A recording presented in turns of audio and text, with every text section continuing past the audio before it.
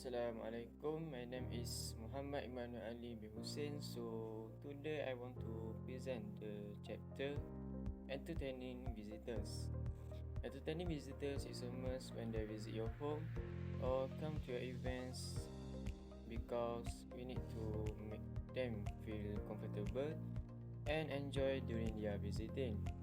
Furthermore, as a host, it is our responsibility to bring up the atmosphere become enjoyable and meaningful for them.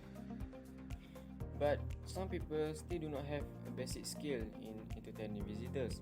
Therefore, here are some tips and tricks to entertain your visitors. Tips number 1. First of all, make sure you have one big space to welcome your guests in order to make them comfortable whenever in your house. It doesn't matter if you do not have large space, but make sure the room available or the space available is comfy to your visitors to be in there. Tips number 2. Provide them drinks and food is the most important thing to do when you have a visitor. To become more professional, ask your guests if they have any allergies when you delivering invitation for the event and immediately adjust or add to your meal appropriately. Furthermore, make sure the food is pleasant with others instead of non-pleasant meal. In addition, be sure to prepare the meal appropriately and good quality for your guests, as it is the easiest way to please your guests. Tips number 3.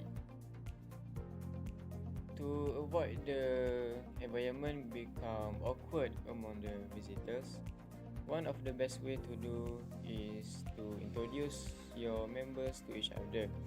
This way is very helpful to encourage the friendly atmosphere between them. Indirectly, their presence at your event was able to socialize and add to their new acquaintances. Tips number 4. Be sure to thank your visitors when they arrive as a sign of appreciation for their arrival at your event. You also need to pay fully attention when they want to say anything and try to use a little indicators to indicate your attention. If not, you will seem egotistical and rude to them.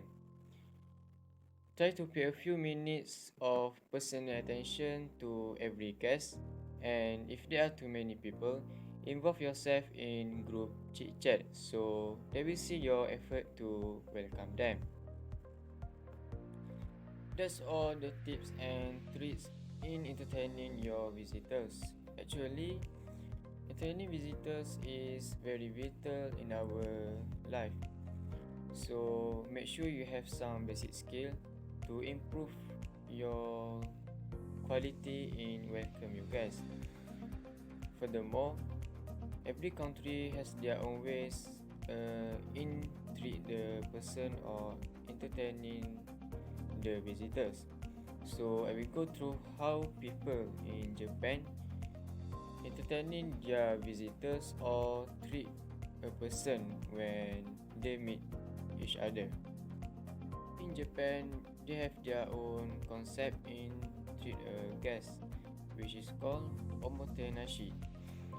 For example, in Japanese tea ceremony, the host prepare with minute detail in order to create an unforgettable experience for the guests.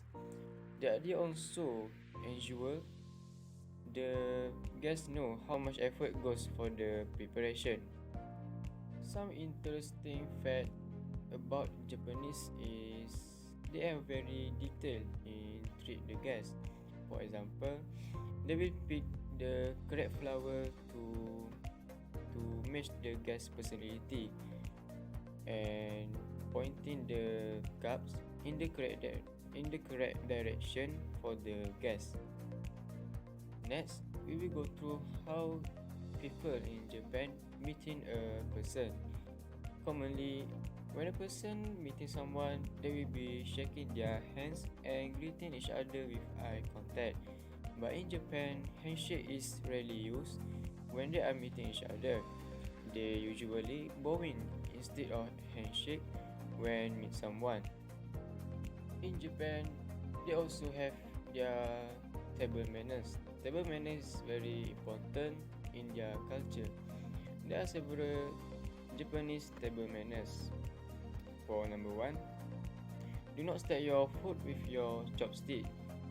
It means do not ever use your chopstick as a knife because in Japan, most foods served in bite-sized pieces. Therefore, you no longer need to cut it with your chopsticks.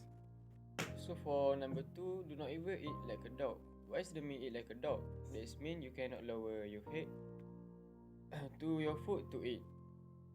You also should not leave any other plates or dishes directly to your mouth because when eating, Japanese will have one bowl rice to take food from the plates and use the bowl rice to scoop the food into your mouth. For number 3, do not double dip in communal sauce. For them, it is more appropriate by just one dip because double dipping will show that you are unhygienic. Furthermore, their food is conveniently served in bite-sized pieces and it is enough to you to just dip in once. For number 4, do not transfer food from your chopsticks to someone else's chopsticks. If you need to pass food to someone else, just ask them for their individual plate and pass the food to them with that way. For number 5, do not leave your chopsticks standing up in your food bowl. It is better to put your chopstick on the chopstick rest, which is called hashioki. Hashioki often provided in restaurant with your chopstick parallel to the edge of the table. For number 6, do not ever suck in your chopstick. It will bill you if you are licking your chopstick and show some bad behavior for yourself. And the last one is do not play with your chopstick. It will be disrespectful if you play with your chopstick. For example, knock your chopstick on your bowl rice. Next, I will also present or tell you about the business etiquette in Japan. There are several business etiquette in Japan. For number 1, you need to wait before sitting down. You need to wait for host to say, please have a seat to sitting down. After they have said, you will be able to sit on your chair. For number 2, take off your coat before entering a building. Usually when conducting business in the colder part of the year, orthodox manners determine to take off your coat and folding it over your arm.